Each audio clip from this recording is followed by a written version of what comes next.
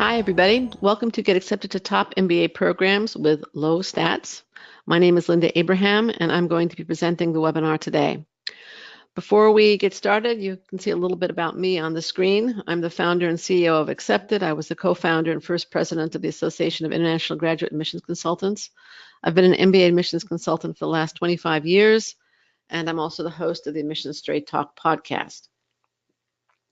Now, before we get really into the meat of the webinar, there's two things I'm going to do. I'd like to just remind you of a few things, and I'd like to get to know you a bit. So the first, in terms of reminders, number one, I strongly recommend that you download and print out the worksheet we prepared for you. It's in the handout section of your control panel. Again, you don't have to. It's not a must, not a requirement, but I think it will enable you to get more out of the webinar, to focus more, and just follow along better, more effectively. Now, I may ask questions in the course of the webinar and ask you to raise your hand at some points during the webinar.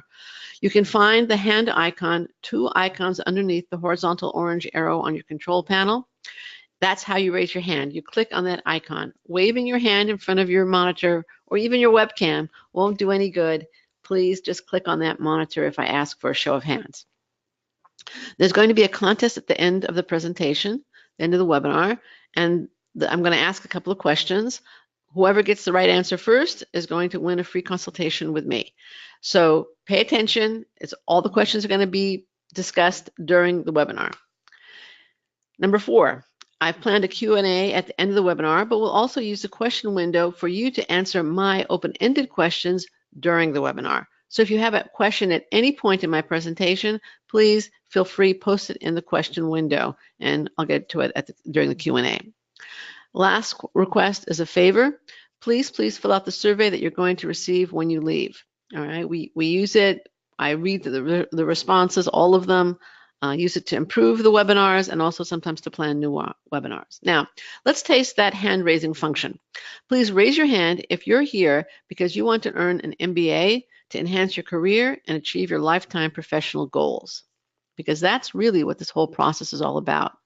Getting in and earning the MBA is just two steps on the path to a much greater goal. It's a means to an end. How are you doing? Good. All right.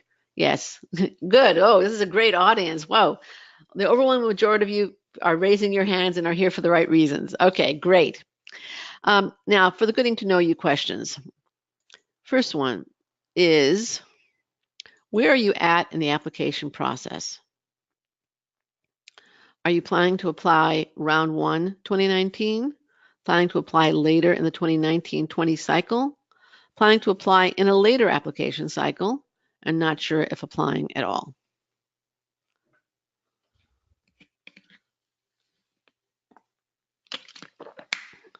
Okay, the options again are planning to apply round 1, 2019, planning to apply later in the 2019-20 cycle, planning to apply in a later application cycle, not sure if applying at all. With 88% having voted, I'm going to close the poll and share the results, where it's a fantastic audience, I can tell already. Very participatory. You did your moment of motion well. 67% are planning to apply round 1, 2019. Fantastic. 0 are planning to apply later in the 2019-20 cycle, and a third of you are planning to apply in a later application cycle. Okay, I'm a little surprised that we have no round 2 planners, but that's okay. That's fine with me. Obviously, a very motivated group. Okay, wonderful. Actually, before I do this one, I'd like to know also, are you a first-time applicant or a reapplicant?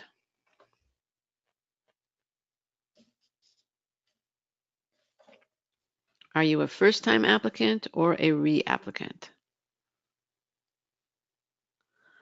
Can we get it over 80%? We're at 77. 5, 4, 3, 2, 1, with 81% having voted. Here are the results. 91% of you are first-time applicants and 9% are reapplicants. Okay. I actually expected more reapplicants, but that's all right. Welcome, everybody. And the last one is, what are you concerned is low? Your GPA, your test score, or both?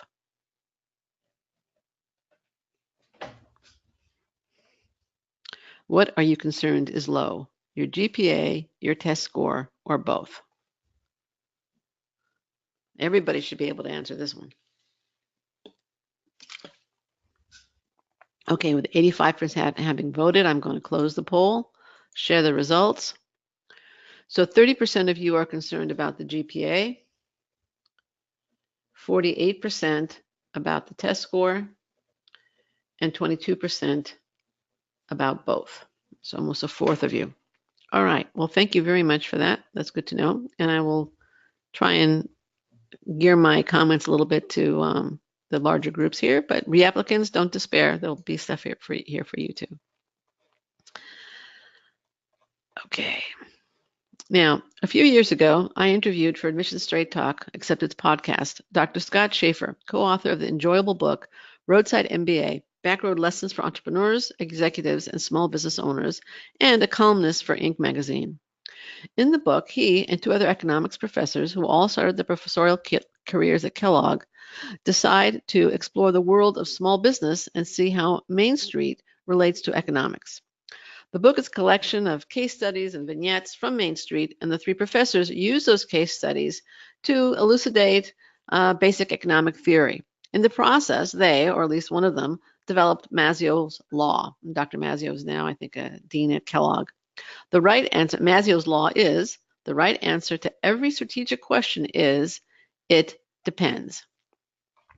Now, Mazzio's Law could easily be applied to MBA admissions because in looking at GPA test scores and also the amount of work experience for that matter, and attempting to analyze them, my response so frequently is, it depends.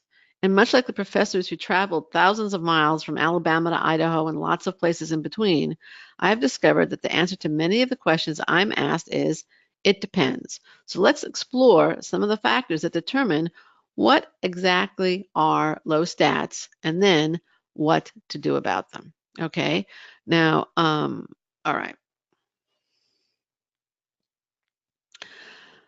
Just so you have a clear idea of what to expect in the webinar, I'm going to focus very much on the GMAT and GPA in the webinar. I know that the GRE is becoming an increasingly important factor. Some schools are at this point accepting 20-25% of their class with GRE scores, and I'll discuss it. But for purposes of the webinar, I'm going to talk more about the GMAT.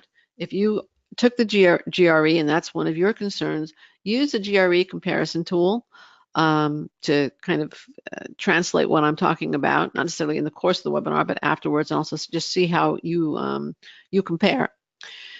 Many admissions offices use it just like you and I do. By the end of the hour, my goal is to answer two questions. The first one is, what defines low? And the second one is, what to do if you have low stats? Now, in the question window, please, I'd like to ask you, why are these numbers important? And why do they matter? Why do you have to take a GRE or GMAT? Why do schools look at your grades?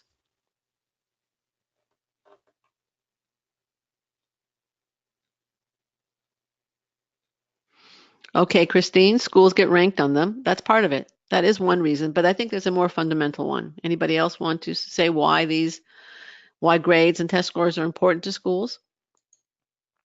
To compare and to evaluate if you are able to compete with to complete the program. Right. They want to know that you can do the work. It's just fundamental to any MBA application, any school application. Erin, you got it. Exactly right. Schools want to admit people who can do the work and thrive. Now, the test score shows that you have the raw intellectual ability to thrive in business school, and certainly a high GMAT score correlates incredibly well to high performance in the first year of business school. And I think the data for the GRE has started to come out with the same. The grades show that you have the discipline and ability to apply yourself in a demanding academic environment. In some level, you can say that the test shows that you have the head or front end to do well in business school, and the grades show that you have the self-discipline, the back end, the ability to sit down and study and apply yourself in an academic environment. Schools don't want to admit people who are going to struggle or flunk out. I have a quote on the screen now from Booth. Applicants should have both the ability and the desire to thrive within a demanding and stimulating environment. There are many quotes like this, whether it's on their website or on our podcast. I can remember one with Isser Gallagly of NYU Stern when I interviewed him for the podcast. And he was saying, the grades and test score are basically your ticket of entry. They're the foundation of your application, and they simply show the schools that you can do the work.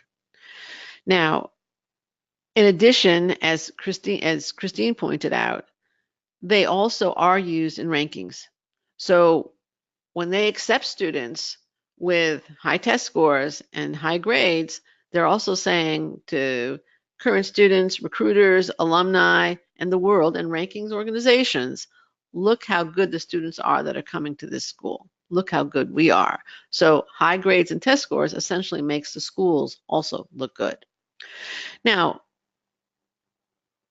what are some of the factors then need to be considered in determining what is low?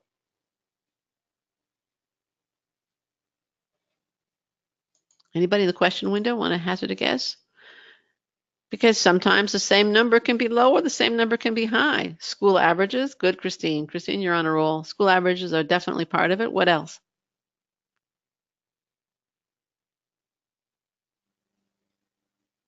All right, I'll tell you. Global average, competitiveness of the program. Okay, you're all focusing on the program. Let me tell you now, okay? Low depends on the school you're applying to, as well as other elements of your profile. Now let's explore that for a minute. In a nutshell, and this is critical, there are going to be two overriding categories, if you will, that are going to determine whether your GPA or test score, whether it's a GMAT or GRE, is low or not. The English language tests like the TOEFL and the PTE, there many schools will have minimums, and you have to meet that minimum. But for the GRE, the GMAT, and the GPA, it's much more about who is the school admitting and various factors in your profile can either make those numbers look better or worse than the superficial glance at them. And that's why it depends. It's such a common answer. Now, Christine and several others of you mentioned the competitiveness of the school averages, etc.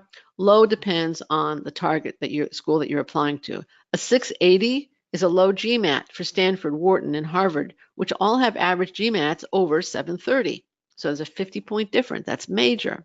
That same 680 is probably high for Michigan State, which is a 674 average, Penn State 661 average, Purdue 632 average GMAT, and the University of Arizona 642 average GMAT, which all rank in US News Top 10 for specific specialties. So if you have a low stat and are interested in the specialty where these schools rank highly, they may be a great option for you. Or similarly, if you're interested in living and working in a specific area or region where there could be a regional powerhouse, but that's not nationally or internationally ranked. So those are things that you have to consider. And the same is true, by the way, of the GPA. A 3.3 GPA is low for Harvard, Stanford, and Wharton. It is competitive for most programs outside the top 20. Any questions on what I've presented so far? Now, Natalia asked, could you please tell, for those coming outside the US, what is a low GPA? Is a 3.3 low? As I just said, it depends where you're applying. That was the point I just made. And also depends on other factors in your profile, which is what I'm going to get to in a minute. In terms of international applicants, unless the school requires that you submit a translated transcript or a transcript that's evaluated, let's say by ECE or WES, which are both transcript evaluation services, don't do it. It almost always drives down your GPA. Most top business schools have people on staff who can interpret your undergraduate transcript. If you're required to do so, then do so, but don't freak out. If you were an outstanding student in your country and suddenly your GPA is translated as a 3.3, realize the schools also know that. And especially if you come in with well, we're going to get to other mitigating factors in a minute. Okay? So thank you for that question. Any other questions so far? Then I'm going to move on. Now let's provide a very flexible, elastic definition of low for the GMAT and GPA. The general rule for your GPA is 0.3 below the school's average. If you're more than that, you have a low GPA. But there are a lot of mitigating and exacerbating factors. And there's nothing wrong with your screen, by the way. That 0.3 is fuzzy intentionally because it's a fuzzy rule. It's not cast in concrete. It's not a line in the sand, except that the line in the sand can be blown away pretty easily. Again, there are a lot of things that mitigate or exacerbate that low GPA, and that's one of the reasons, again, that it depends. It's such a common answer. So what mitigates a low GPA? If the school you attended in undergraduate was known for its rigor and very little grade inflation, which is, by the way, very much true of overseas schools. If it was known for hard grading scale, that would mitigate the impact of a low GPA. In the United States, the service academies are known for very little grade inflation. If you have a 3.2 GPA from West Point, it's equivalent to a much higher, maybe a 0.5 higher GPA. And the same with the other service academies. Many engineering programs are known for having lower average GPAs and having very little grade inflation. You see Berkeley in particular. If you're from an underrepresented group in the applicant pool, especially one that tends to do well in business school and in business life, but perhaps does not do so well in undergraduate GPAs, that is, in terms of undergraduate GPA, that would be a mitigating factor. If you took a particularly demanding course load, that would be a mitigating factor. An upward trend to your grades really, really helps. So if basically you had a really bad freshman year, kind of found your footing in your sophomore year and soared junior and senior year, that's going to mitigate that low GPA. And you would be wise to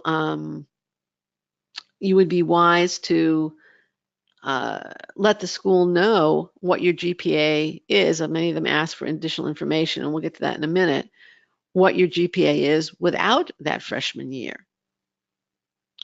If there were another mitigating factor would be if there was a lot of years since you graduated. Let's say you are applying at the upper end of the experience level for your school and you've had a lot of success since then. Again, that would be a mitigating factor. A high test score, mitigating factor.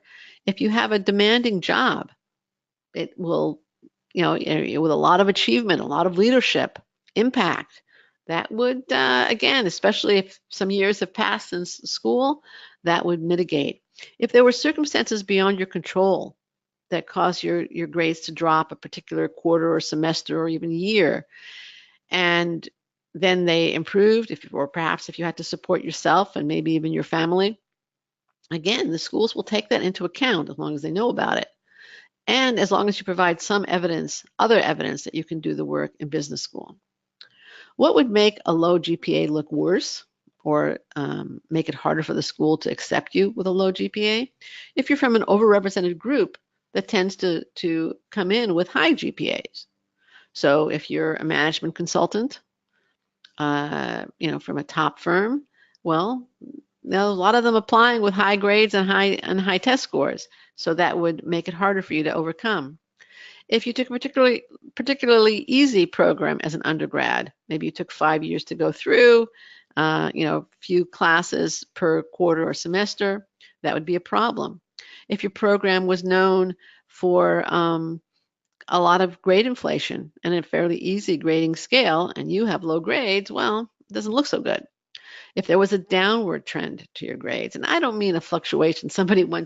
I raised this in a webinar, a similar webinar a few years ago, and somebody said, my GPA, I started out at a 3.9 in freshman year, but I ended up with a 3.8. That's not a downward trend, that's a fluctuation. Okay, but I'm talking about the person who starts out at a 3.8 and ends up senior year with a 3.1. Senior year, that's a downward trend, and that hurts. A low test score combined with a low GPA, that's really hard to overcome. And I realize that almost a fourth of you are concerned about that. We're also going to tell you how to handle that. It may not be the answer you want to hear, but it is going to be a straight one. And then what about lack of progression on the job or a non-challenging job? At your stage of your career, you guys should be moving up. And if you're not, and you combine that with a low GPA, they're kind of seeing stagnation and maybe a little lack of effort. What about the GMAT? Let's move on. So I have a rule of thumb for the GMAT, just like I have a rule of thumb for the GPA. And again, if you're taking the GRE, use the comparison tool. And more schools are coming out with their GRE ranges, so you can also use that.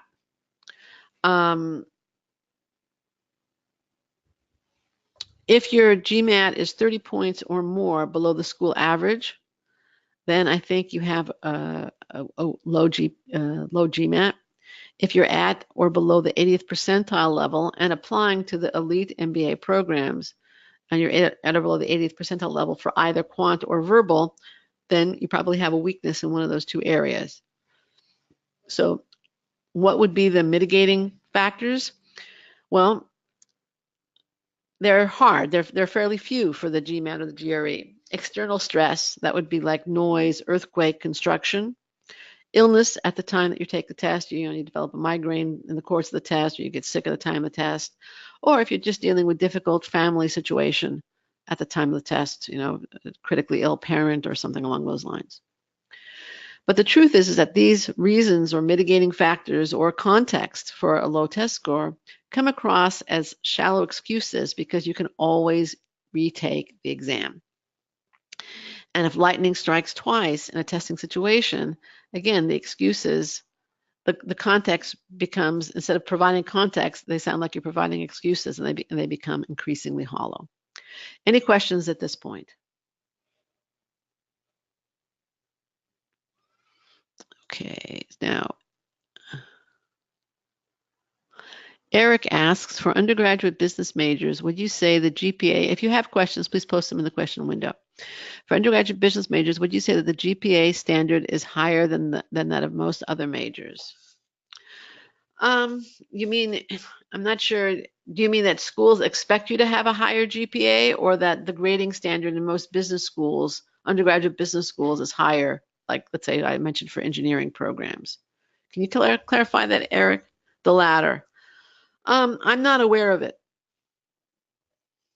I'm not aware of it. I am aware that many engineering programs are known for that. I'm not aware that many business schools are. There may be a specific business school that is, but I'm not, again, I couldn't comment on that.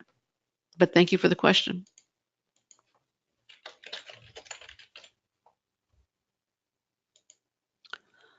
You're welcome. What to do about a gap year? It depends. It depends what you did during the gap year, Sudhanshu. If you spent it on the beach, then that's a problem because your competition was using it to achieve and accomplish and grow. If you traveled around the world, if you were involved in Teach for America or something, you know what? I didn't do this earlier, but if you could just let me know where you're all logging on from. I like to do that too. I forgot to do it earlier, and then we'll get back to the questions or move on. So where are you logging on from? If you could just put that in the question window. City and state in the United States, city and country if you're outside. Minneapolis, Hungary, Budapest. Whoa, okay. India, Cape Town. Very international crowd. Welcome. Near and far. Nigeria, welcome. Kazakhstan, whoa.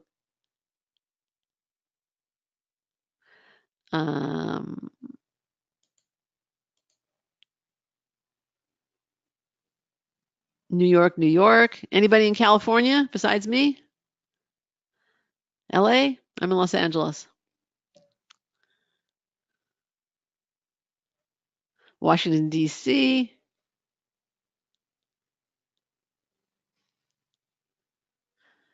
India.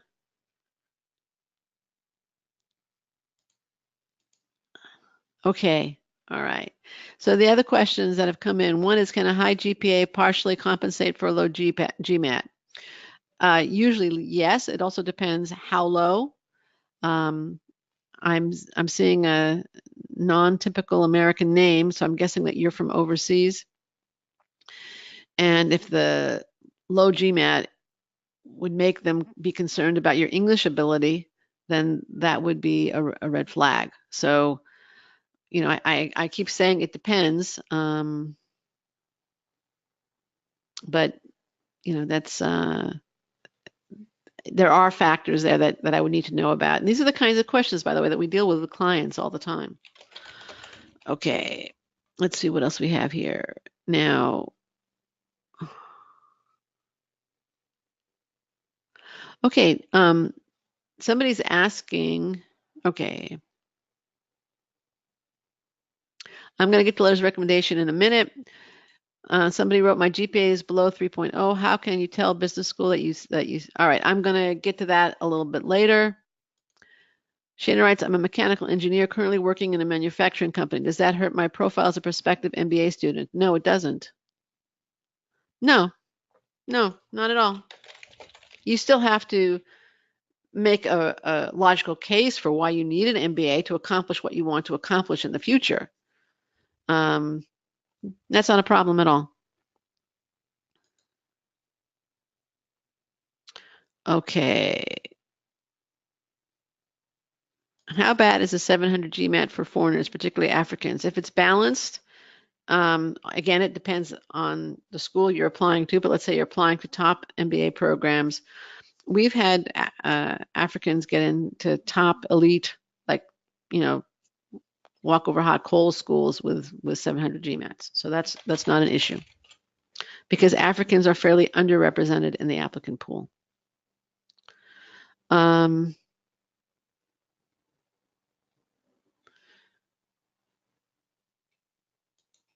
Okay. Which schools look positively on reapplicants and which do not? Most schools look positively on reapplicants. INSEAD is an exception to that. INSEAD basically says if we don't pick you the first time around, we're unlikely to want you in the future.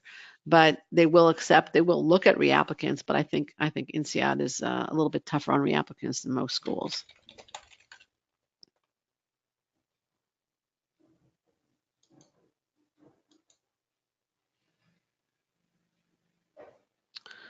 Okay, I'm going to get to this later. All right, let's go on. You're asking really good questions, and we're going to get to them a little bit later on. Okay, because I've answered a few, and I don't want to. Yes, Hispanics are considered underrepresented. Okay, so. Okay. All right, let's move on. Now, in terms of overcoming a low test score or a low GPA, what's a key difference between those two factors? Major difference. In the question window, please. What's a key difference between a low test score and a low GPA?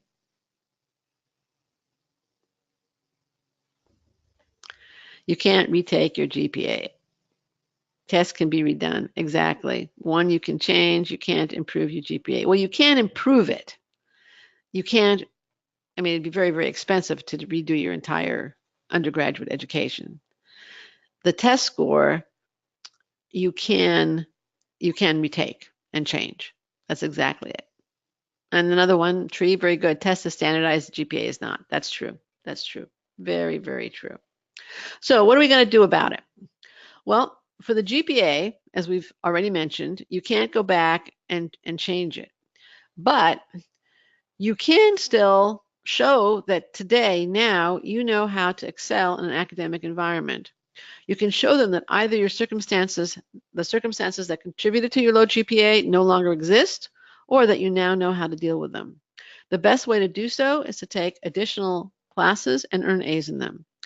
If you retake business-related courses or quant courses where your grades were poor, you're showing them that you really can do the work.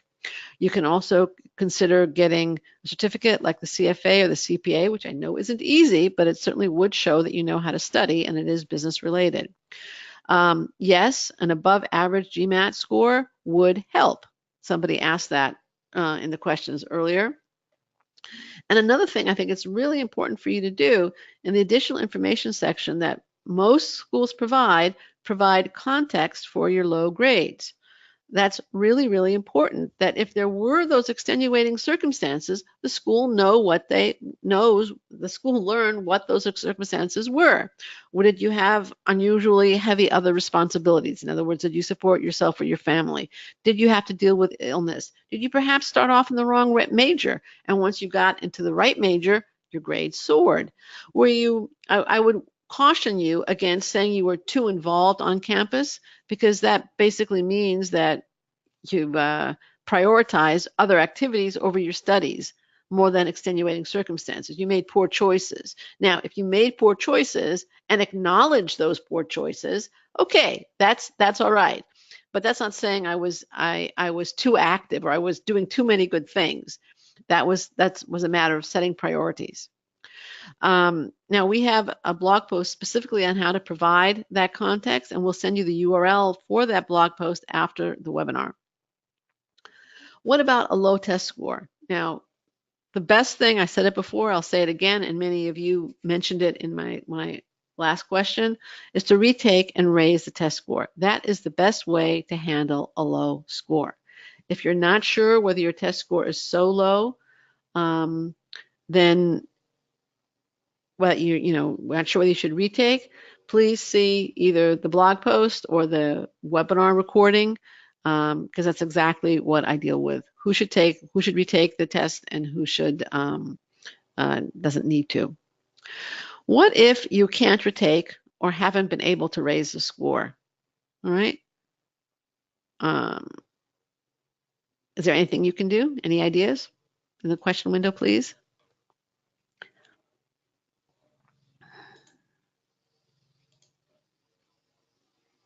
Any ideas what you should do if you either don't want to retake the GMAT or have taken and haven't tried another exam? You can try the GRE. Good.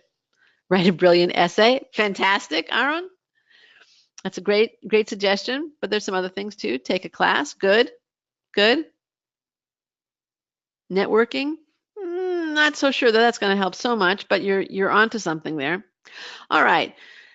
If the quant score is the issue, then you have to provide other evidence of quantitative ability. You can take a course like MBA Math, some of the Excel courses that are out there for investment banking. You can take classes at local community college like Statistics for Business, Accounting, Calculus, massive open online courses, HBS Online. Any of those courses that you do well in. You want to get A's. You don't want to get gentlemen's B's or B pluses. You want to get A's. Those courses will kind of be telling the school, look, my GMAT score wasn't that hot, but I've really worked on these skills and I'm doing better, okay? It's not as good as retaking the test, but it's one thing that you can do if you don't want to retake the GMAT or can't retake the GMAT or haven't seen results from retakes. Toronto Rotman will waive the GMAT for all who pass 3 levels of the CFA. Somebody asked about the first level of the CFA. Yes, it is credible. It does provide evidence of quantitative ability. And you can also ask your recommenders to include evidence of your quantitative ability in their letters of recommendation. They don't have to reference your GMAT score. They can just say that you handled a particularly demanding quantitative project at levels above what they would expect given your level of experience. And some of you asked about that. I see that Tanmay did. So yes, those can help. What if your verbal score is the issue? Well, I would suggest, and you either can't or don't want to retake or try to retake and didn't raise your score or don't want to again, take classes in communications and English for business, and again, earn A's. You have to provide evidence that you can handle the communications demands of a graduate business program that is conducted in English. If verbal skills are the issue, join Toastmasters and work on your verbal and presentation skills. You can again ask recommenders to comment positively on your communication skills, be they oral communications, written communications, communications in English, if you think that's a question. Those are things that you can take.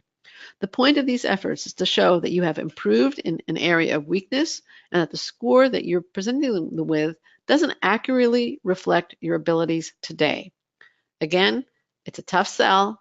The best thing to do is to raise the score, but this is second best.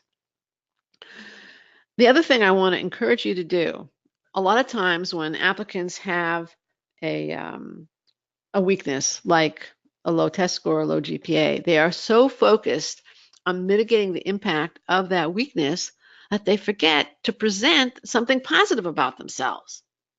And that's really important. You need to present an application that in totality shows you with desirable strengths, leadership, initiative, ability to contribute to your class, to your community, to the alumni network, all around. Those attributes, which somebody mentioned earlier, can compensate for somewhat below stats. And even if you do present higher grades and a good test score and circumstances that no longer affect your performance, you do all the things that we've talked about in terms of mitigating the impact of a low GPA or test score, you still need to show that you are going to be an asset to your team, class, and community. Now, this came out very clearly in a podcast interview I did with Toronto Rotman's admissions director, where he talked about Rotman's spike factor. Actually, Rachel, can you post that URL in the chat window to the group? He talked about Toronto Rotman's spike factor. Now, Rotman is very clear. They've labeled it. But I really think that most schools are looking for a spike factor. Whether you call it a spike factor or you call it a positive case for acceptance, it has to be in your application. Like all applicants, you must not just present facts that convince the admissions committee to overlook a weakness. You must create a compelling case for acceptance. And ability to do the work, like Esther Gallagly said, it's a ticket of entry. It's necessary. It's a ticket of entry to consideration, but it's an insufficient condition for acceptance. You also need to show both fit with the schools that you're applying to and an ability to contribute. That's positive reasons for acceptance. I believe this was best expressed by Dr. Andrew Ainsley when he was Senior Associate Dean of the MBA program and Associate Professor of Marketing at UCLA Anderson. He's currently the Dean of the University of Rochester's Simon Business School. And on an old accepted chat, he said, he was asked, he was getting a little frustrated, I think, with the questions because they were asking, what about this? What about this negative? What about this negative? If I have this problem, if I have this weakness. And he said then, if I'm missing this or that, is that a problem? I think the bigger thing for applicants is to realize that what we are looking for are signs of something exceptional. It's not as though we are hunting for the negatives. We are really hunting for the positives. So show them the positives. All right. Now, what if you examine your stats and you examine your goals and you look at the mitigating, the exacerbating factors, and you feel that your numbers are just too low to mitigate or to be confident that you can mitigate, especially for the most competitive programs. Now, if both the GPA, your GPA and test scores are significantly below average, or at or below that 80th percentile range for the elite schools, the range varies as does everything, right? And you don't think you can take classes or improve your test score, and you can't take the steps I've outlined above because of time restrictions or other responsibilities or whatever reason, you still can apply to one or two dream schools, but most of your applications should be to programs where you are competitive and to programs that support your goals. Now, for help in choosing schools, I recommend this free download that we have. I'm not going to go into how you choose schools at the moment. We'll be sending this link out, or you can jot it down now. But that would help you if you feel that you can't take the steps I outlined, or just if you feel you need help in choosing programs. I hope you now see why it depends is so often the answer to questions about low stats. Another thing that you can do is obviously talk to our consultants, okay? The best MBA guide is free. talking to consultants is not, but they are MBA admissions experts, and they can talk to you about your specific situation and guide you based not on general rules and principles, which I've been providing, but on your specific situation. And considering the fact that applying to the wrong schools can be far more expensive than an hour of our time, it really is a very, very good investment. Now, I hope you now see why it depends is so often the answer to questions about low stats. And I'd like to review a few of the factors that it depends on. And this is where you guys can win, okay? So I'm going to ask a question, and the first one to get the right answer is going to win a free consultation with me. I'm going to ask for two things. So put both things in one question window for this, okay? What are two overarching categories or factors to consider when determining if your stats are low?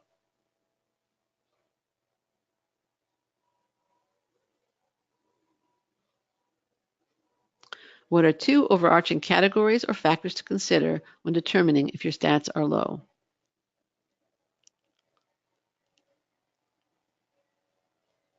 I said two.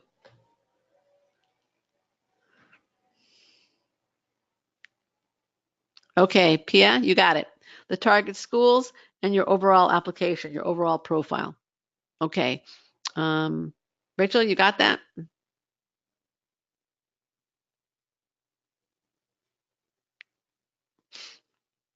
Again, I think yes. Okay, so we will be in touch with you, Pia. Next question, and also the first one to answer it correctly will get a free consultation. So there are the schools, and the second one is you or your profile.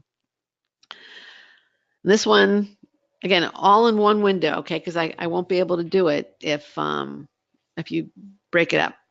So it'll take a second, okay? What are two things you can do to mitigate a low GPA?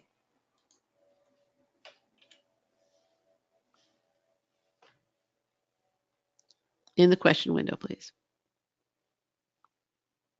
Okay, Natala, you got it. Take extra coursework and GMAT. Okay, you got it, Natala. You won. Okay, Rachel, you got the second winner?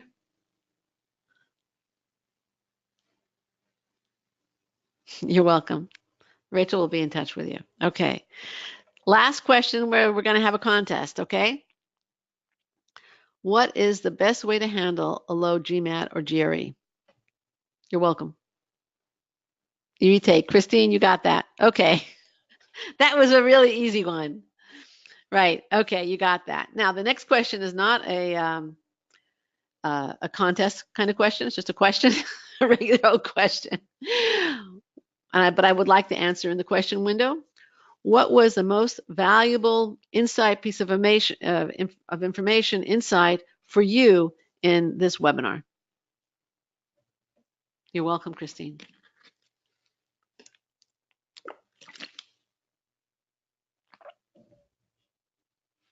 What was the most valuable insight, piece of information, or advice for you in this webinar? The right mitigation. Okay, anybody else?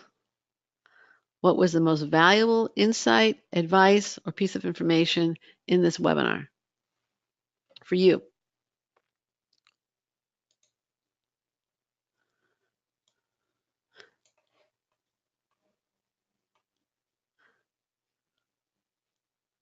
That we can take other classes and completing some other certificates like the CPA.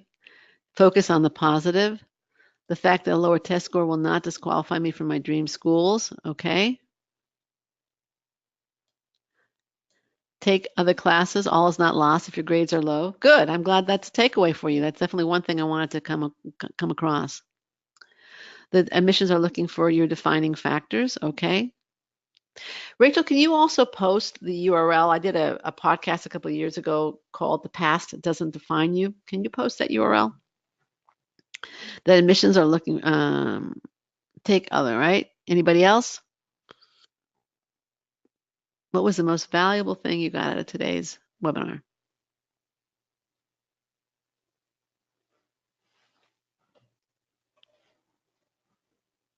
There's some others coming in. Okay, we're going to go on.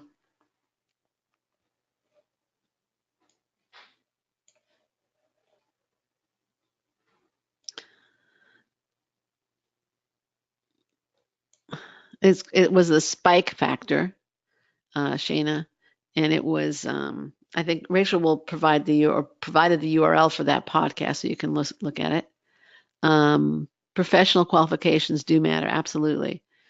The spike factor, SPIKE, not strike.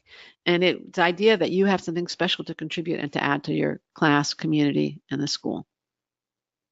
All right.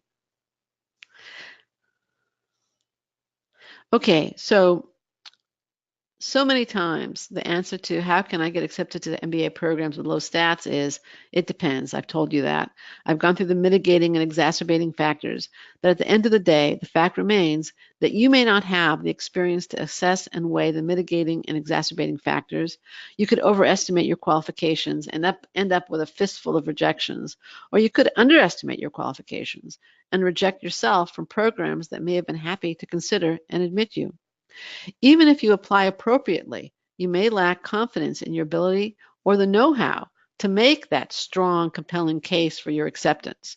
So that you're not the one that allows you not only to persuade the schools to overlook a blemish, but convince them that you will be an asset to their community, school, and alumni network. That, by the way, is a spike factor. These are the issues we address constantly with our clients as we help them overcome that low GMAT, GPA, GRE, or whatever. We've guided applicants with low test scores and GPAs to programs where they can get accepted and thrive. We've also helped applicants with below average GPAs and test scores get into programs where the average test score is 50 or more points above their score. And we've done the same with applicants who had below average GPAs. Now, I can't say it happens all the time, but we also tell you if we don't think we can do it. Look, applying to top MBA programs is not easy, especially if you are dealing with low stats. And the application process is not a one-time event. It's a process that lasts for months. We know it's hard and long, and many times you're going to find yourself scratching your head and wondering what to do. Can you identify with that? You can turn to friends and family who will kindly do their best to help you, but who also may not know more than you do, or perhaps they're going to base their advice on their own individual experience 5, 10, or more years ago. With your professional future at stake and with the additional burden of a low stat or two, you should not rely on amateurs. You should turn to acceptance professionals with years of experience in the field who can guide you, answer your questions, provide needed, constructive, and kind criticism, and help you put your best foot forward in your MBA application. In addition to improving your chances of acceptance, having an accepted mentor at your side can save you time and reduce your stress. Here's what you get at Accepted. Access to expertise and experience in the MBA admissions process, and specifically in dealing with negatives. You get options in terms of our services. You can buy a little or a lot. You get a personal mentor dedicated to helping you as an individual, and you can save time. Candor, a mentor, and objectivity combined with decades of experience in MBA admissions. That's exactly what you need to enhance your chance of acceptance to the best MBA programs for you, especially if you have low stats. Now, some may say Accepted is expensive, and we're definitely not a cheap service because of the quality of our staff. However, there are also expensive risks associated with not using Accepted. Reapplication can easily cost a couple of $1,000s. One additional year of pre-MBA earnings can cost in the 5 figures if you're rejected. Then there's a potential that you could have gotten into a better program with higher lifelong earnings and network, and that could cost you easily, 5 or even 6 figures in the course of your lifetime. But enough from me. What do our clients say about working with us? I'm going to read excerpts from these reviews. I just got a call from MIT Sloan. I was accepted. MIT is definitely my first choice. Frankly, it was my moonshot application. I never would have thought that it would actually work out. Now, this client had a low GMAT, but a competitive GPA. Or the one on the right. I found Jen's comments to be very helpful and effective and know that there is no way I would have ended up with half-decent essays without her help. Jen helped me highlight strengths and work around weaknesses to present the best application possible. I got into all 5 of the programs, Northwestern, UVA, UNC, Cornell, and Duke, and couldn't be more pleased with Jen's work. Here are a couple more. Just to jog your mind, you helped me apply to 7 schools in the USA, including Haas, Kellogg, and Fuqua. I was invited to interview with every school that I applied to, despite my low GMAT of only 660. Now the results have started coming out, and so far I have been admitted to Tuck and Fuqua. There is no way I would have been successful without your invaluable edits and mock interviews. I owe this success to you, Jennifer. And he ended up at a program where the average GMAT is more than 50 points above his. I believe, yeah, I'm not sure exactly what that program is, but that's what my note says. Or the one on the right, I wanted to update you on my business school plans. I was just accepted to Northwestern off the wait list, and I will be going to Kellogg in the fall. I am so excited about Kellogg, and I am thrilled to have this opportunity. I want you to know that there is no way I could have accomplished this without Natalie's help. And this applicant had a GMAT in the mid 600s and non-traditional work experience with fairly few quant classes. Now, these people worked with different consultants, they went to different schools, they had different challenges, they all had the same result, acceptance at top MBA programs. In fact, in 2018, 92% of our MBA clients who replied to our survey were accepted to at least one of the B schools that they applied to. I'd like you now to imagine yourself a year from now, perhaps after attending an admit weekend for one of your dream schools. You sought and implemented the advice of an accepted consultant, and you are now on the threshold of an exciting MBA experience and an even more exciting career and future. Grab hold of that dream. Do as the clients you just heard from did. They followed these steps. They visited accepted.com/MBA advice. They chose the service that's right for them. They got the guidance they needed, and they applied confidently and effectively. Get answers to your burning questions and insight on how to deal with your low stats given your specific circumstances and goals and the intersection of your profile and target schools, your strengths, and yes, your weaknesses. And now let's do the Q&A. Okay. I know you've been posting questions. All right.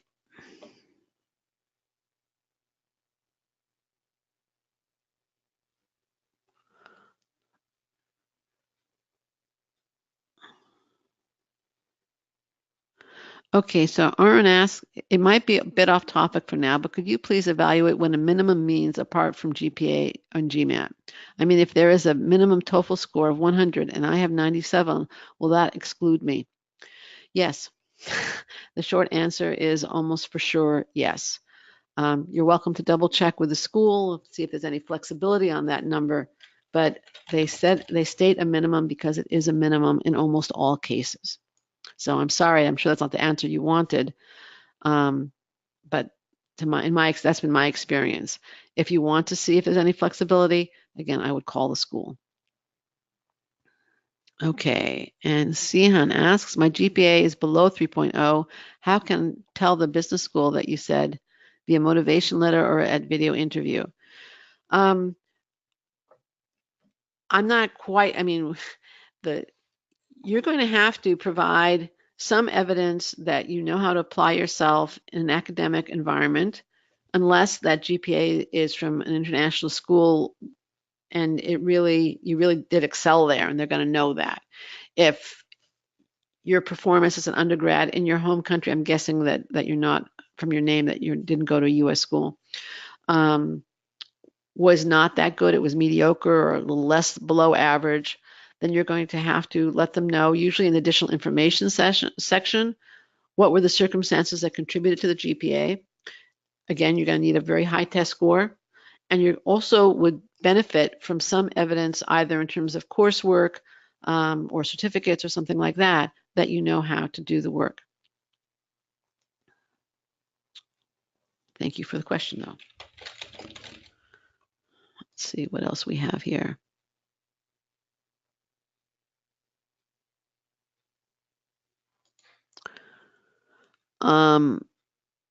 Can you please quickly recap? This is from Rods. Can you please quickly recap how you combat a low quant score if you're not good at math? Thanks.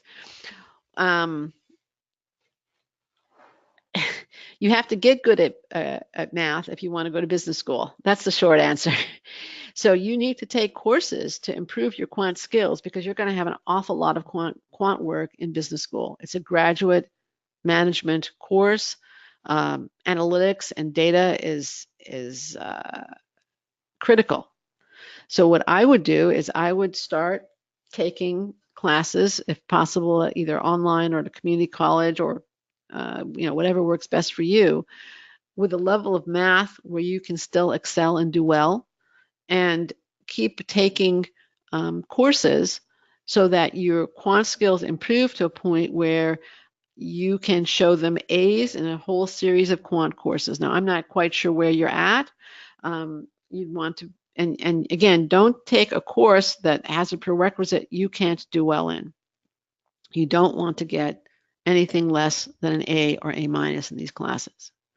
So if you need to start with algebra or algebra 2, you can do that. Pre-calculus, start with pre-calculus. You can also take statistics for business, accounting 1, economics 1, any of the classes that are going to be using your quant skills and improving your quant skills. There's a particular course online called MBAmath.com that is, it's not a credential, it's not a for credit course, but it will prepare your or improve your math skills and prepare you for business school. And then you can, assuming you do well, you can send that transcript to the schools that you're applying to. But you have to improve your math skills. You can't just say, you can't just kind of wave them away. And the other question was, how many target schools should you ideally apply to? Well, you probably expect me to say it depends, and I will say it. It depends how you're applying.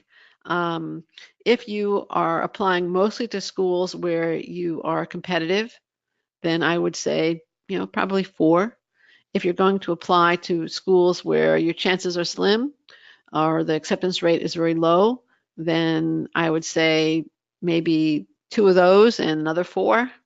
4 to 8 is kind of what I recommend, but it does depend on your goals and also, again, how adventurous you are, if you will. But thank you for the questions.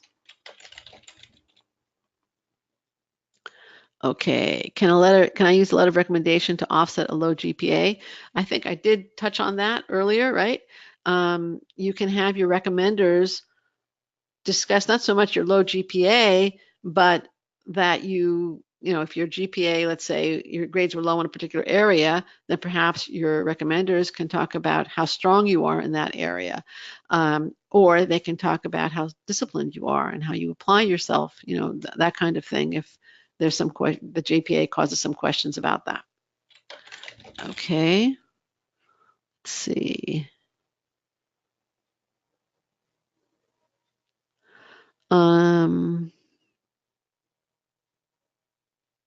Let's see, what else do we have here?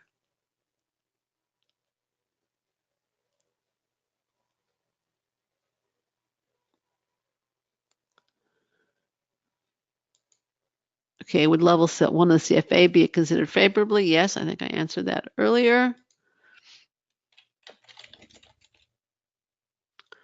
And then this is from Neen. Do you have to complete the quant courses prior to application deadlines, or is it acceptable to update your application at a later date?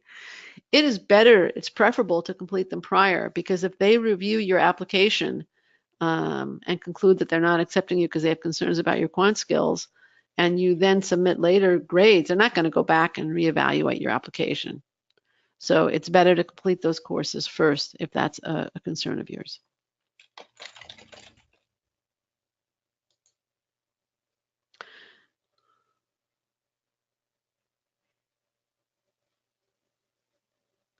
Okay, what is the best way to mitigate a low GRE score? What should we state and not state when writing about it in the optional essay? This, frankly, mitigating a low GRE is very similar to mitigating a low GMAT. The best way is to retake it. If that doesn't work, depending upon what was low, take the steps that I outlined, a few minutes ago, and writing about it in the optional essay is not necessarily all that effective because again, you can always retake unless there was some very unusual circumstance. But as I said earlier, it doesn't work that well. Showing evidence of the ability that's missing from your GRE score. If there were mitigating circumstances, yes, discussing them and asking your recommenders to comment positively on that area of weakness in their letter of recommendation without necessarily reminding the school of the low score. All those things are effective. At this point, I want to thank you for your time, your questions, your answers, and your attention. And I want to share one last thought and story before we close. Your low stats are part of your past. The MBA is a bridge to your future. You don't have to let your past define you or dictate that future. Determine if your stats are low, and if yes, try to change them. You can change them. If you can't or don't want to, consider other schools that will help you achieve your goals.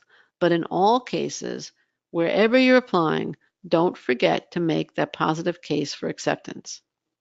Now, we worked recently with a client who was applying to elite schools despite a GMAT that was more than 50 points below his target school's average. Here's what this international applicant wrote after getting accepted to his top 3 choices despite that low GMAT score. Libby's unparalleled support paid dividends. I never thought of getting accepted in all 3 of my top choices. Libby did an amazing job at meeting the deadlines and, more importantly, truly dedicating her time, adding valuable comments to improve my essays and make me stand out among the applicants. Working with her was truly a pleasure. Although my situation is kind of difficult, in a good way, he has to choose between Harvard, Stanford, and Wharton. I'm sure you're all sending all kinds of sympathy his way. I decided that HBS would be my top choice. I can finally say it. I got accepted. Do what this client did and what so many others like him and like you have done. Get acceptance help and access the kind of guidance and mentoring that enabled his acceptance and motivated him to write this happy email. There is no need to flounder or wonder how to make the most of your strengths and how to mitigate your weaknesses.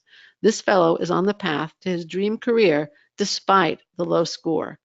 Join him on that path. Get accepted.